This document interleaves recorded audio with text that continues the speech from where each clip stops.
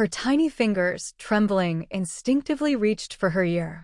Her eyes, wide and glistening with unshed tears, met mine.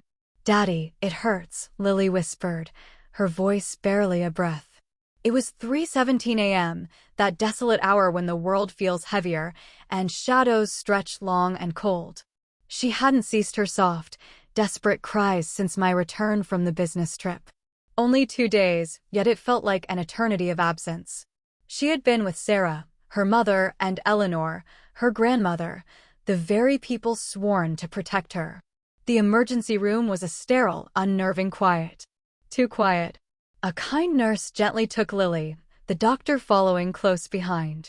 10 minutes later, he re-emerged, a small, translucent vial held carefully between his fingers.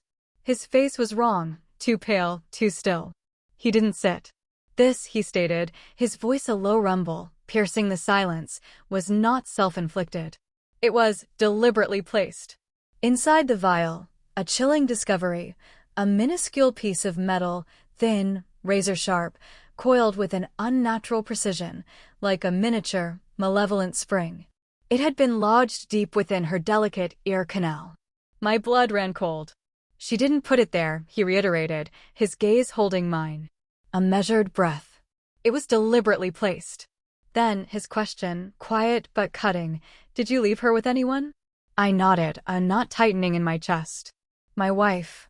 My mother-in-law." He said nothing more, simply pressed the vial into my numb hand. It was still warm, carrying a faint, metallic scent. On the drive home, Lily finally succumbed to exhaustion in the back seat, her breathing soft, tear streaks mapping her pale cheeks. I couldn't stop looking at her reflection in the mirror, and I couldn't stop replaying the doctor's chilling words, deliberately placed. My mind reeled, sifting through the last few days. Sarah's distant demeanor upon my return, how she barely looked at me, how her eyes skittered away when I pressed about Lily. Just the usual tantrums, she dismissed it, a flimsy excuse. She missed you. But there was no warmth, no comfort offered to our child. Not a kiss, not a hug. And Eleanor, her mother, a perpetual mask of forced pleasantries, seemed to hover, her silence louder than any words. They were both wrong. Off-kilter.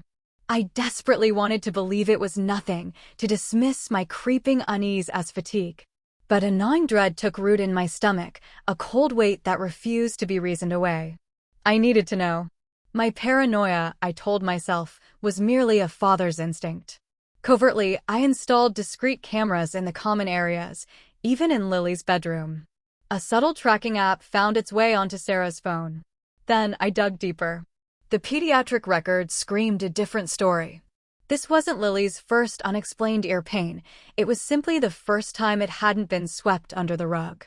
For previous visits, all dismissed as routine infections, all during my business trips. And then came the receipts.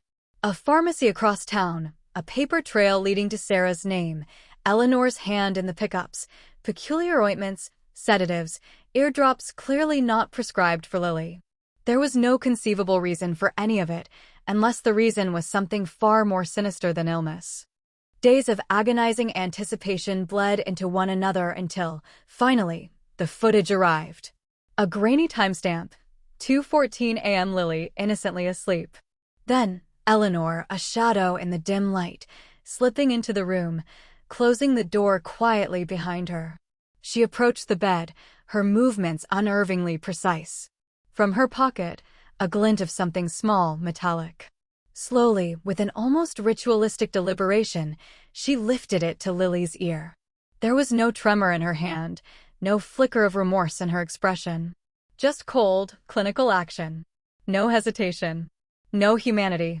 I didn't watch the rest. I didn't need to. I felt nothing but icy resolve.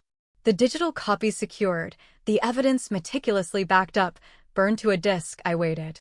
When Sarah entered, I offered no greeting, no pretense of normalcy. I simply placed the sealed envelope in her hand. Her eyes, curious at first, widened as she watched the incriminating video unfold.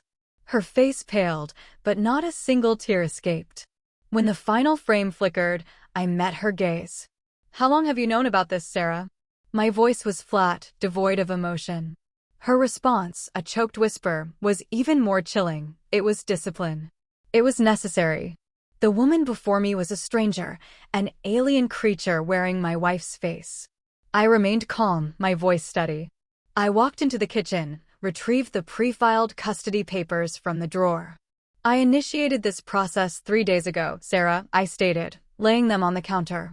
Her eyes, already wide with shock, now swam with desperation. You can't do this. I already have. I placed the disc with the damning footage beside the legal documents. The police will have this by morning, unless you confess fully and truthfully now. You'd destroy our family, she whimpered, her voice barely audible. No, Sarah, I countered, my voice like steel. You did.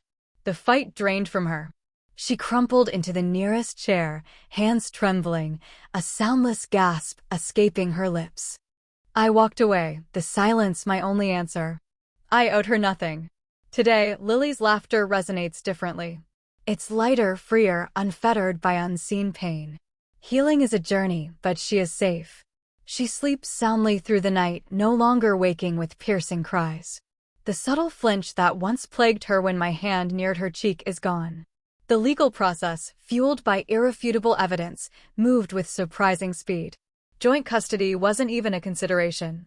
The courts unequivocally labeled it for what it was: abuse, neglect, conspiracy. For me, it was simply the end of a nightmare. Some betrayals don't scream, they whisper. They conceal themselves in the tender fabric of bedtime stories and comforting lullabies. But once you truly hear that whisper, you can never unhear it. And once you truly see the truth, you can never unsee it. Thank you for watching this chilling tale.